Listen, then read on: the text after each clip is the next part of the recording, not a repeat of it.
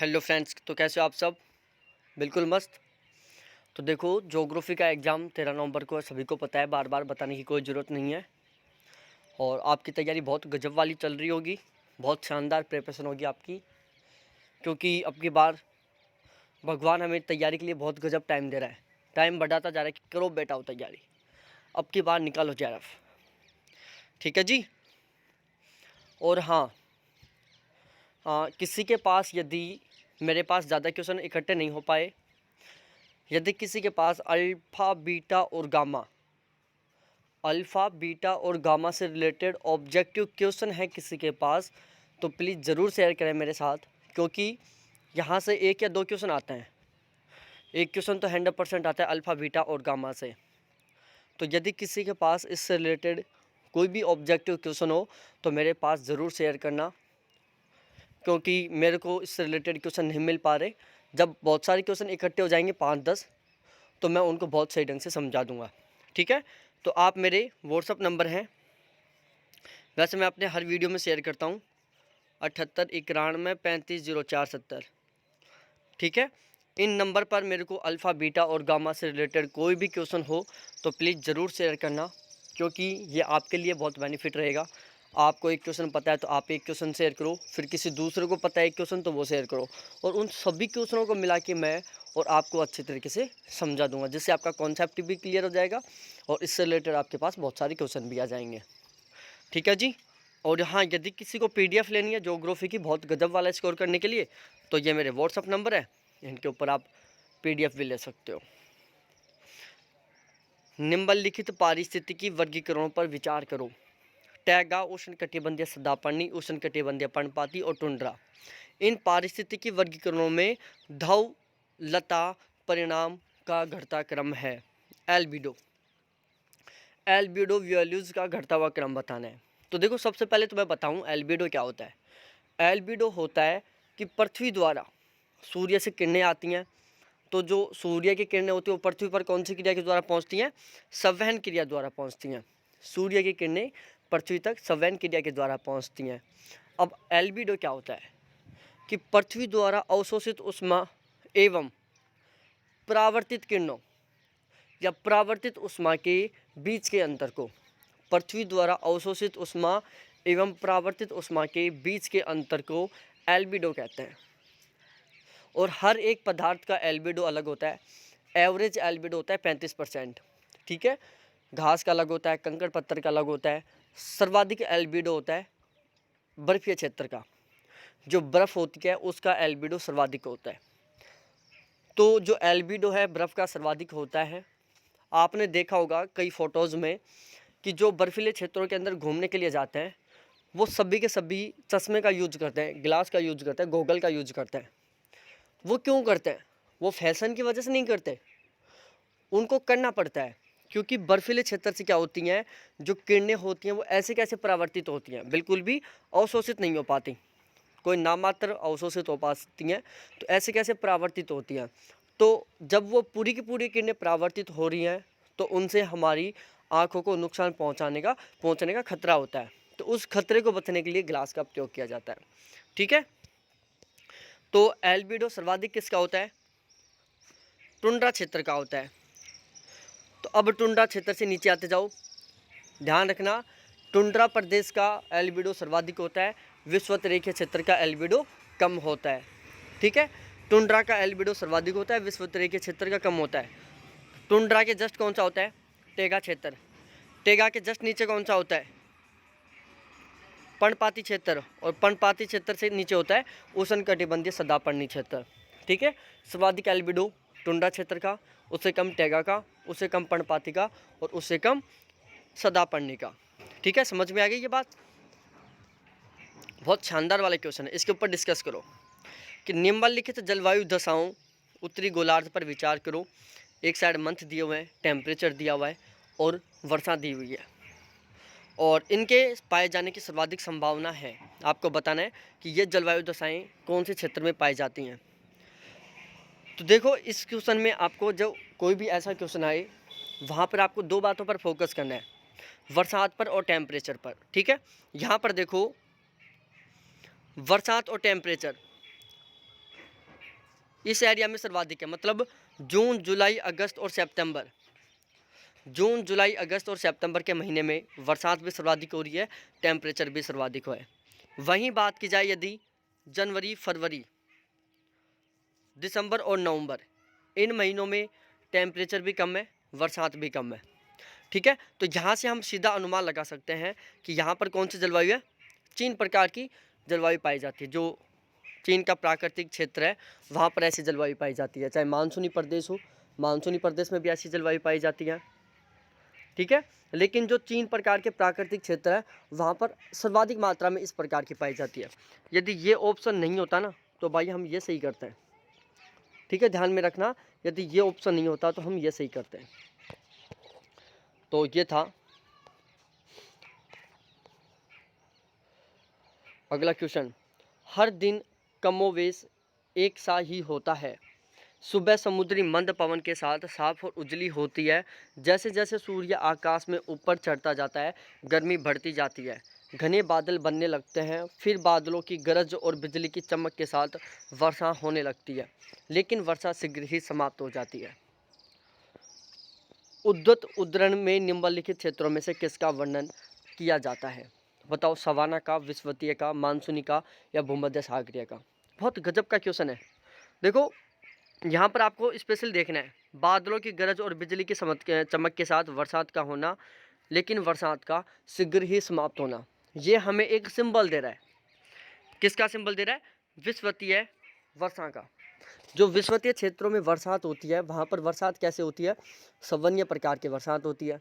ठीक है, संवहनीय प्रकार की बरसात कैसे होती है आप सभी को पता है कि टेम्परेचर अधिक होने की वजह से, टेम्परेचर अधिक होने की वजह से क्या होती है, जो जलवाष्प होती है वो गर्म होकर ऊपर उठती है, और ऊपर उड़ती जाती है, ओसांग बिंदु पर पहुंचता है, फिर ऊपर उड़ती है और संघनन की प्रोसेस स्टार्ट हो जाती है और बरसात प्रारंभ हो जाती है। ठीक है, अब संवहनीय प्रकार की बरसात की एक सबसे खास विशेषता है, रेगुलर बरसात होती है, लेकिन जो बरसात होती है वो दोपहर के बाद होती है, अफरान के बाद में, अफरान के बाद रेगुलर बरसात होती है, ज़बरदस्त तरीके से बरसात होती है, तड़ित घंजा और गरज के साथ बरसात होती है, लेकिन वो अल्पकालिक होती है। ऐसे नहीं कि लंबे टाइम तक हो रही है, कुछ टाइम के लिए होती है, जैसे आधा या 1 घंटे के लिए होती है, फिर ख़त्म हो जाती है। ठीक है, तो ये बातें आपको ध्यान में रखना है। 4 बजे वाली बरसात भी कहते हैं उसको, अपराह्न के बाद में होती है, मतलब दोपहर के बाद में होती है, 4 बजे वाली बरसात भी बोलते हैं इसको। निम्नलिखित में से कौन सी एक उष्णकटिबंधीय सवाना प्रदेश की जलवायु की मुख्य विशेषता है? बताओ, उष्णकटिबंधीय सवाना प्रदेश की जलवायु की मुख्य विशेषता क्या है?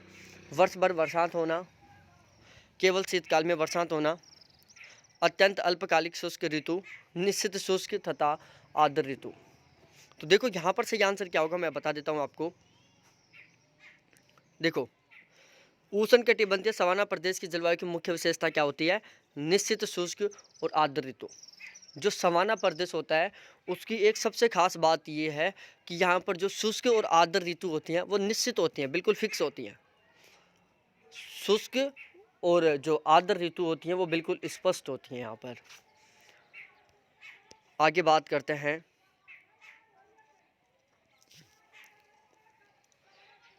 एंटीलोपो ऑरिक्स और चीरू के बीच क्या अंतर है? एंटीलोपो ऑरिक्स और चीरू के बीच क्या अंतर है? ऑरिक्स गर्म और शुष्क क्षेत्रों में रहने के लिए अनुकूलित है, जबकि चीरू ठंडे पर्वतीय, उच्च पर्वतीय घास के मैदानों और अर्ध मरुस्थलीय क्षेत्रों में रहने के लिए। ऑरिक्स का शिकार उसके श्रृंगाबों के लिए किया जाता है, जबकि चीरू का शिकार कस्तूरी के लिए किया जाता है। ऑरिक्स केवल पश्चिमी भारत में मिलता है, जबकि चीरू केवल उत्तरी पूर्वी भारत में। उपयुक्त कथनों ABCD में कोई भी सही नहीं है। बताओ, आपको बताना है किस किस के बारे में भाई लोगों? एंटीपोलो के बारे में, ऑरिक्स के बारे में और चीरू के बारे में। प्यारे प्यारे दोस्तों, देखो यहाँ पर ध्यान से देखना, ऑप्शन ए बिल्कुल सही आंसर है यहाँ पर। ठीक है जी, जो ऑरिक्स होता है गर्म शुष्क क्षेत्रों में रहने के लिए अनुकूलित है। चीरू ठंडे उच्च पर्वतीय घास के मैदानों और अर्ध मरुस्थलीय क्षेत्रों में रहने के लिए प्रसिद्ध है। आगे बात करते हैं अगले क्वेश्चन पर। बहुत शानदार वाला क्वेश्चन, बहुत ही शानदार क्वेश्चन है भाई। देखो ये UPSC के क्वेश्चन है। एग्जामों में आने रिपीट क्वेश्चन है ये 2017, 2018, 2019 इन 3 साल में जो एग्जाम हुए उनमें आए हुए क्वेश्चन है ये। निम्नलिखित जलवायु विषयक तथ्यों पर विचार करो। जलवायु में परिवर्तन, संघनन, उच्च ताप एवं आर्द्रता, पर्वत विज्ञान, ऊर्ध्वाधर हवा, गर्जन मेघ, इनमें से किस किस तथ्य के कारण होता है? बताओ। जलवायु में परिवर्तन कौन कौन से तथ्यों के कारण होता है? संघनन के कारण होता है, उच्च ताप एवं आर्द्रता की वजह से होता है, पर्वत विज्ञान इसको एसोग्राफी बोलते हैं, या ऊर्ध्वाधर हवा गर्जन मेघ के कारण होता है। तो मेरे प्यारे दोस्तों यहाँ पर ध्यान में रखना, बहुत गजब वाली बात है ये कि जो जलवायु में परिवर्तन होता है संघनन के कारण होता है, उच्च ताप एवं आर्द्रता के कारण होता है, और ऊर्ध्वाधर हवा गर्जन मेघ के कारण होता है। अगला क्वेश्चन है बहुत शानदार वाला क्वेश्चन है भाई लोगों, थोड़ा सा ध्यान लगा के पढ़ोगे 100% सही कर दोगे। और देखो बहुत सारे क्वेश्चन है, पीडीएफ लेना चाहो तो पीडीएफ भी ले लेना। नाम मात्र चार्ज लगेगा, बिल्कुल कम चार्ज। अल्पकालिक जलवायु संबंधित कथन के लिए पिछले दशक में ज्ञात हुए निम्नलिखित स्थितियों में से कौन सी एक भारतीय उपमहाद्वीप में विरल क्षण मानसून वर्षा से संबंध है? लाल नीनो, धारा प्रवाह की गति, एल नीनो और दक्षिणी दोलन, विश्वव्यापी स्तर पर पादप ग्रह प्रभाव। सही आंसर बताओ यहाँ पर। और देखो ज्योग्राफी के मॉडल पेपर लेना चाहो तो भाई मॉडल पेपर भी ले लेना। टोटल 10 मॉडल पेपर हैं, ठीक है, 10 मॉडल पेपर हैं, आपका एनालिसिस कर सकते हो उन 10 मॉडल पेपर से आप, ठीक है। तो लेना चाहो तो 10 मॉडल पेपर हैं वो भी ले लेना, और साथ ही साथ ये क्वेश्चन तो मिलेंगे आपको भाई लोगों। यहाँ पर सही आंसर होगा ऑप्शन सी, एल नीनो और दक्षिणी दोलन। क्या होगा? एल नीनो और दक्षिणी दोलन।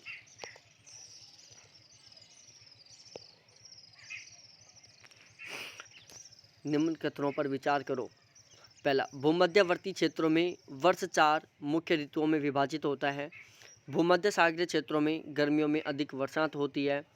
चीन की तरह की जलवायु में पूरे वर्ष वर्षात होती है। उष्णकटिबंधीय उच्च भूमियाँ विभिन्न जलवायुओं के ऊर्ध्वाधर अनुक्षेत्र वर्गीकरण को प्रदर्शित करती हैं। 4 ऑप्शन दिए हुए हैं, option A, option B, option C, option D. बताओ यहाँ पर सही आंसर क्या होगा? सही आंसर बताना है, सभी को बताना है।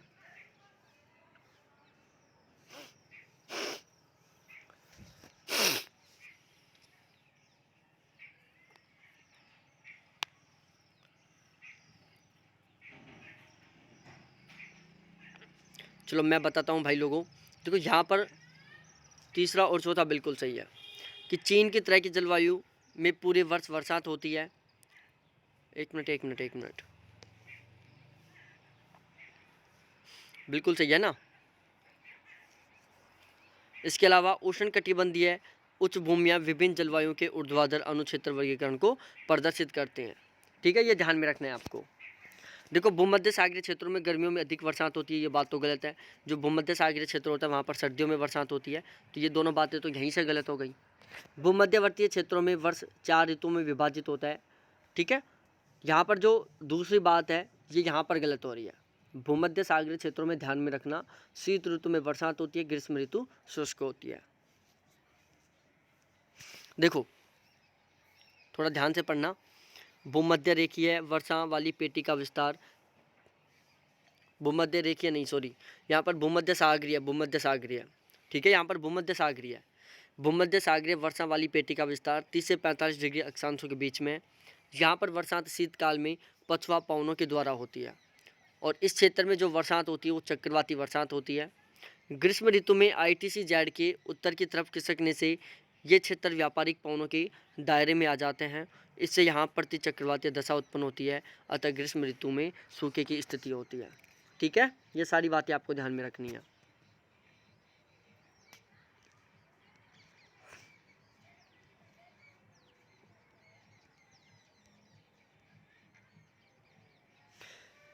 मानचित्र में 4 छायांकित क्षेत्रों में वह क्षेत्र जहाँ की विशेषता तप्त, शुष्क, ग्रीष्म तथा हल्की नम शीत और पवनों का मौसमी उत्क्रम है अंकित किया जाता है।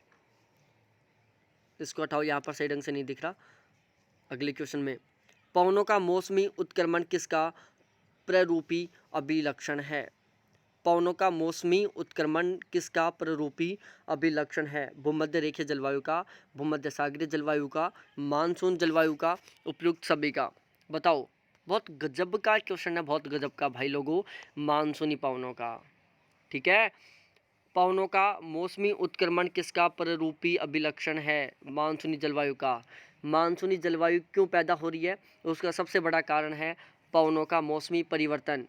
पवनों की जो दिशा होती है उसमें मौसमी परिवर्तन होता है, जिसकी वजह से मानसूनी जलवायु में मानसूनी बरसात होती है। ठीक है, आपने देखा होगा शीत ऋतु में, भारत की बात करें, भारत में ग्रीष्म ऋतु में दक्षिण पश्चिमी मानसून से बरसात होती है, वहीं शीत ऋतु में उत्तरी पूर्वी मानसून से बरसात होती है। आपको पता है ना ये बातें?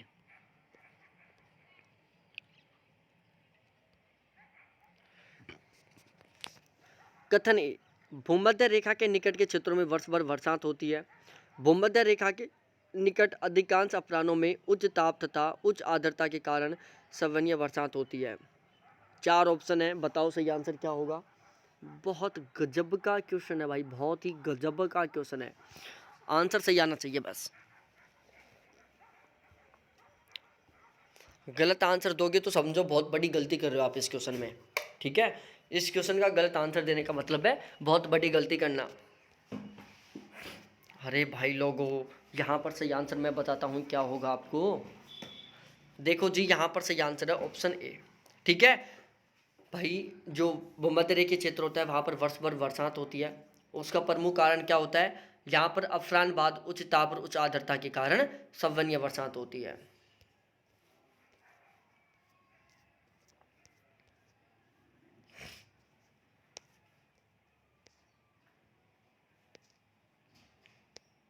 देखो, जो सवनीय बरसात होती है ना, उसमें ऊर्जा का स्रोत क्या होता है? सवनीय जो बरसात होती है उसमें ऊर्जा का प्रमुख स्रोत क्या होता है? गुप्त उष्मा होती है। क्या होती है? गुप्त उष्मा। ठीक है, ध्यान में रखना। सवनीय बरसात में जो सवनीय प्रकार की हवा बरसात होती है उसमें हवाओं को ऊपर उठाने में किसका योगदान होता है? गुप्त उष्मा का योगदान होता है, जिसको हम संघनन की गुप्त उष्मा बोलते हैं। बताओ इस क्वेश्चन का आंसर। यह ग्राफ संसार के किस जलवायु क्षेत्र का द्योतक है? भाई लोगों, अप्रैल मई जून में ज़्यादा बरसात हो रही है। ठीक है, और ज़्यादा तापमान है। सॉरी, यहाँ पर देखो, यहाँ पर क्या सिस्टम है।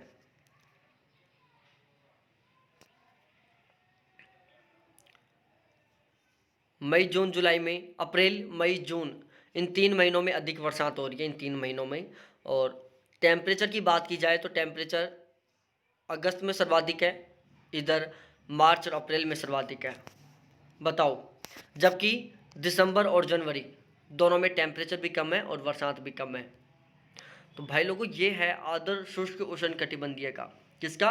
आर्द्र और शुष्क उष्णकटिबंधीय का।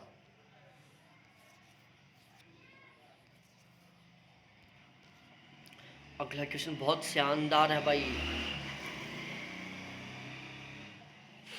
वैज्ञानिक दृष्टिकोण यह है कि विश्व तापमान पूर्व औद्योगिक स्तर से 2 डिग्री सेल्सियस से अधिक नहीं बढ़ना चाहिए। यदि विश्व तापमान पूर्व औद्योगिक स्तर से 3 डिग्री सेल्सियस के परे बढ़ जाता है तो विश्व पर उसका संभावित असर क्या होगा?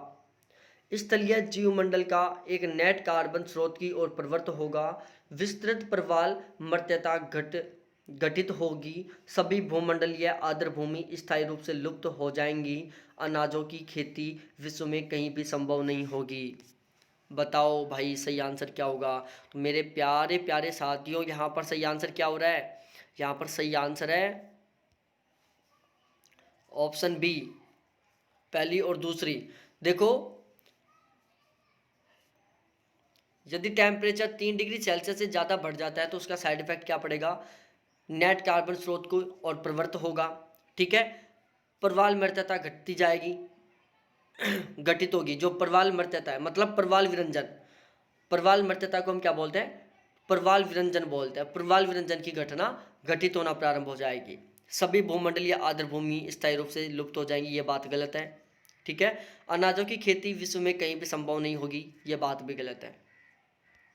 यहाँ पर 3 डिग्री सेल्सियस की बात की गई है।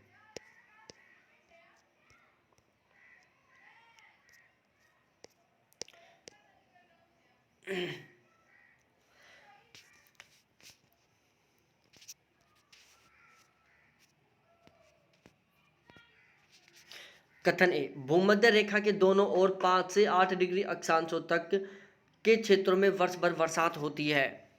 उच्च तापमान तथा उच्च आर्द्रता के कारणवश भूमध्य रेखा के निकट अधिकतर दोपहर को संवहनीय बरसात होती है। भाई लोगों बिल्कुल सही आंसर है, यहाँ पर दोनों की दोनों व्याख्या कर रहे हैं। पहली बात भी सही है, दूसरी बात भी सही है, और एक ही व्याख्या कर रहे हैं। हम देखते हैं, इसको पढ़ते हैं। विषुवत रेखा की दोनों तरफ 5 से 8 डिग्री अक्षांशों के बीच में, ठीक है, कौन सी जलवायु पाई जाती है? भूमध्य रेखीय जलवायु पाई जाती है। वहाँ पर संवहनीय प्रकार की बरसात होती है और वहाँ पर सदाबहार वन पाए जाते हैं। ठीक है, ये तीनों बातें आपको ध्यान में रखनी है। जो विषुवत रेखीय जलवायु है, जो दोनों गोलार्धों में हम बोल सकते हैं 5 से 8 डिग्री नॉर्थ साउथ, ठीक है, ऐसे बोल सकते हैं हम। नॉर्थ साउथ का मतलब है ये विषुवत रेखा है, ये 8 डिग्री है, ये 8 डिग्री है, ठीक है। तो इन दोनों के बीच में कौन सी जलवायु पाई जाती है? भूमध्य रेखीय जलवायु पाई जाती है। 8 से, चलो बताओ मानसूनी प्रकार की जलवायु कहाँ, बताओ मानसूनी प्रकार की जलवायु कहाँ पर पाई जाती है? तो देखो 8 से 28 डिग्री अक्षांशों के बीच में मानसूनी प्रकार की जलवायु पाई जाती है। कहाँ पर? 8 से 28 डिग्री अक्षांशों के बीच में।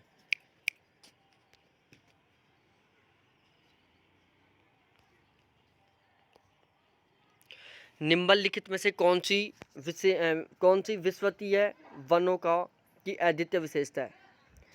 निम्नलिखित में से कौन सी विषुवतीय वनों की अद्वितीय विशेषता है? ऊंचे घने वृक्षों की विद्यमानता, जिनके किरीट निरंतर वितान बनाते हो, बहुत सी जातियों का से अस्तित्व हो, अधिपादपों की असंख्यक किस्मों की विद्यमानता हो। बताओ यहाँ पर सही आंसर क्या होगा? बहुत गजब का क्वेश्चन है, 4 ऑप्शन। तो भाई लोगों यहाँ पर तीनों की तीनों बातें सही हैं।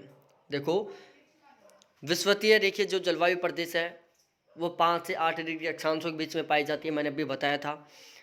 जहाँ पर क्या होती है? संवहनीय प्रकार की बरसात होती है, जहाँ पर उच्च तापमान होता है, उच्च बरसात होती है, जिसकी वजह से वहाँ पर क्या होते हैं, जो वृक्ष होते हैं वो सघन पाए जाते हैं, वृक्षों की ऊंचाई भी अधिक पाई जाती है, विभिन्न जातियों का सहअस्तित्व होता है, विभिन्न प्रकार की जातियों की वृक्ष पाए जाते हैं। ध्यान रखना, जैव विविधता का सर्वाधिक कहाँ पर होती है? विषुवत रेखीय क्षेत्रों में होती है। जो विषुवत रेखीय क्षेत्र होते हैं वहाँ पर जैव विविधता भी सर्वाधिक पाई जाती है। और यदि बायोमास की बात की जाए तो बायोमास है वो भी विषुवत रेखीय क्षेत्रों में सर्वाधिक पाया जाता है। अधिपादपों की असंख्यक किस्मों की विद्यमानता, ये बात भी बिल्कुल सही है।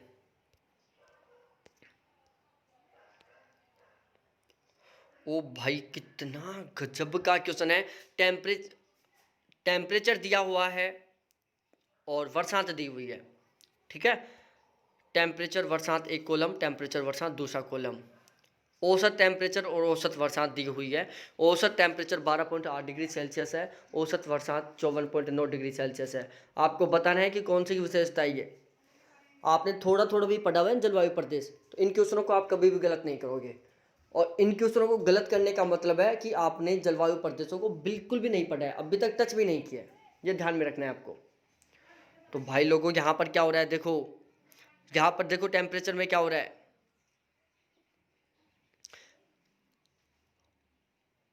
अगस्त सितंबर अक्टूबर में टेम्परेचर अधिक है, अगस्त सितंबर अक्टूबर में टेम्परेचर अधिक है। वर्षांत अधिक कब है? दिसंबर फरवरी और मार्च में वर्षांत अधिक है, ठीक है। और औसत वर्षांत भी कम है और औसत टेम्परेचर भी कम है। तो ये है भाई साहब भूमध्य सागरीय प्रदेश, ठीक है। भूमध्य सागरीय प्रदेश क्यों है? देखो दिसंबर में बरसात हो रही है तेज, यहाँ पर 12 है, सॉरी 12 है, यहाँ पर 12 है, 12.2 है यहाँ पर। और जनवरी फरवरी में भी अधिक बरसात हो रही है, ठीक है। जनवरी में ये 12 थी बरसात।